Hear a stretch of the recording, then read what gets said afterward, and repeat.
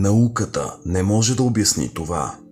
Ако гравитационната константа беше различна с една част от 10 на 60-та степен спрямо сегашната си стойност, или разлика от 0,1 с още 59 нули след десетичната запетая, звездите и планетите нямаше да се образуват.